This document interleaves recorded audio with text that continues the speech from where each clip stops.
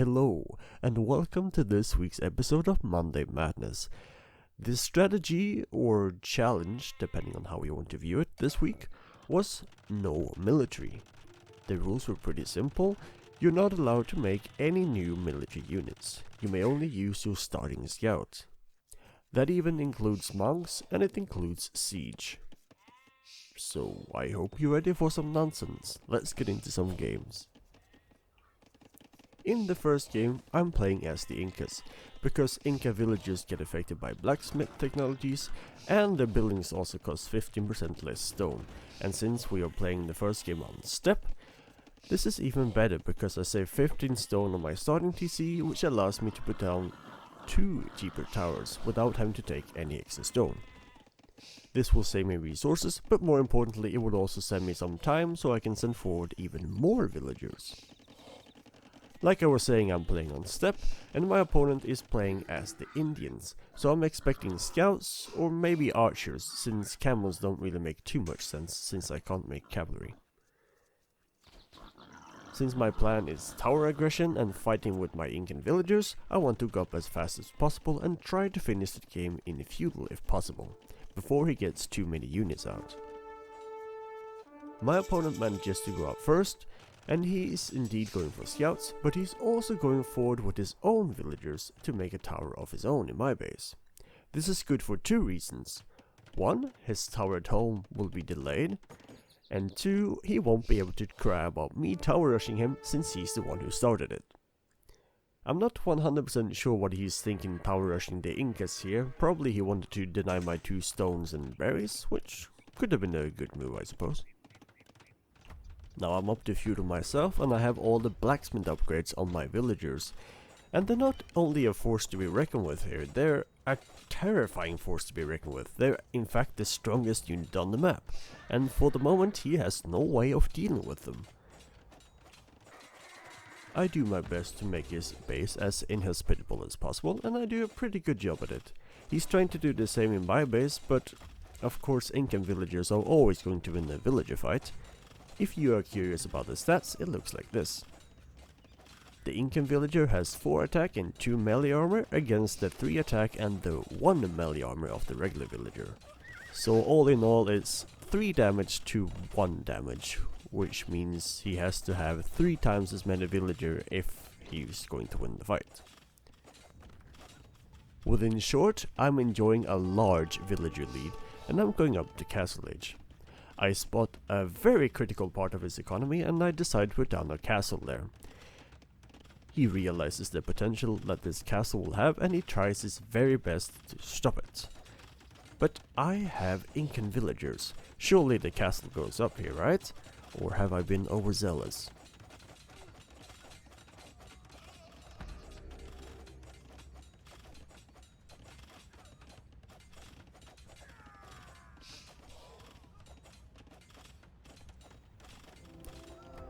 Calculated.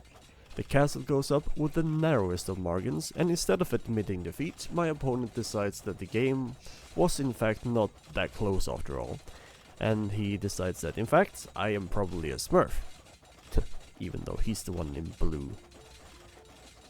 He then proceeds to disperse and stonewall the rest of his villagers in, and I won't bore you with the rest of the game. I'll just say that this took me ages since I was not allowed to make siege. After a while my opponent comes back after his dinner and he says the GG anyway, which does leave me a bit puzzled, but anyway, it's a win for the memes. The next game is sent to us by the lion-hearted Leo. Leo is playing as the Bulgarians against Cumans on one of the most open Arabia maps I've yet to see. Now Bulgarians don't actually have anything specific in terms of villagers, but what they do have is creposts. Leo and his opponents are both going for the same fast castle build order here, so we are just going to skip ahead to the action. Now in Castle Age, Leo moves out to harass his opponent with crepost, and luckily for Leo, his opponent has already started building his castle, so he can't relocate it to a more defensible spot.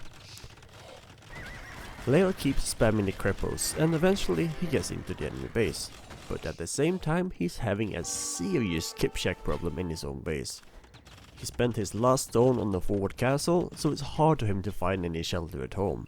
And I think that he's overlooked the fact that Bulgarian TCs cost 50% less stone, otherwise he could have afforded one here. After some maybe too quick thinking, Lael considered his forward to be actually the safest spot on the map, so he sends all of his villagers forward at the worst possible moment, and he loses many villagers to Kipchaks along the way. Crippled, but not yet out of it, Lael puts down some more crep posts, and he really makes his opponent's base a big old mess.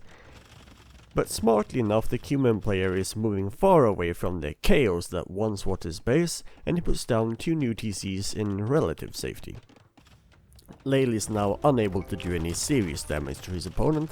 He puts down a few more crep posts, but he loses his main TC and he's down to less than 20 villagers. Lael eventually resigns when his opponent counters him with a Monday Madness play from 3 weeks ago. Lael may have lost the game, but we finally got to see Captain Cuman castle ramps put to use. Thank you for your contribution, Lael. Game number 3 is sent to us by the Prominent Postponing Camel, also known as PPC. PPC is presently playing as the Persians, poised, primed and prepared to Persian douche the opposing player. Now paramount when performing the Persian douche is to prevent the opponent from passing through to the next stage, pester and plague your opponent and prevent him from piling up precious supplies. Potentially, you can surprise a pupil player who'll then panic and won't have a pragmatic play in response, which is precisely what transpires presently. PPC's Persian play is perfectly performed and PPC's opponent capitulates. Man, that was a lot of peace. Thank you for your contribution, PPC. The last game is sent to us by the Mad Lad himself, namely Brix. Brix is playing a 4v4 on Steppe, and he's playing as the Spanish.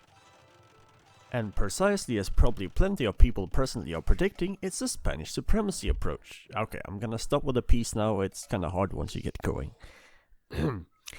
As you may recall, supremacy is an Imperial Age technology, so we are going to skip to that moment. Brix is trying his very best to not be a bad teammate, whilst still being loyal to the strategy. He slings, he puts down defensive buildings, and he teamballs the entire team wall all by himself. And since his villagers only cost 50 food and he has 7 TCs pumping out new ones, he can afford to lose a few, or quite a few. Brix is sending his villagers into the fray to deal with the enemy trebuchets, which is in fact excellent because his opponent is making Huskars, which his teammate is struggling a lot against with his archers. So Brix is actually contributing quite a bit here with his vills. He doesn't have any army to protect his teammate, but the bombard towers, the walls and the castle should account for something, right? And since he's not spending any resources on his army, he has plenty left to sling to his very appreciative allies. And if you as a viewer for some reason don't think that this strategy is absolutely amazing, his allies even slings him resources so he can continue his Spanish supremacy shenanigans. He receives 2000 wood and 2300 stone, and mutual affection is determined. What other proof do you need? And Brix's villagers aren't just masses of construction, but also of destruction. Just look at them tearing down this castle of green. Green even has an army defending it, and it still goes down. The minimap looks like a horde of ants just descending upon Green's castle, and to be honest, it's not too far from the truth. Most of the opponents have already noticed the supremacy of the Spanish supremacy villagers. It's just the Goth player that refuses to give up for another 10 minutes. But the game is an absolute landslide victory for the memes. Thank you very much for your contribution, Brix. I want to thank you for watching this week's episode of Monday Madness. If you haven't already, feel free to give this video a like, and remember to subscribe not to miss out on future videos. In the description of this video, you will find the links to my social media where I will be posting when the next video is uploaded. Should you like to take part in the next video, you can also join my Discord where I will be posting the next week's strategy. Bye for now and have a nice week.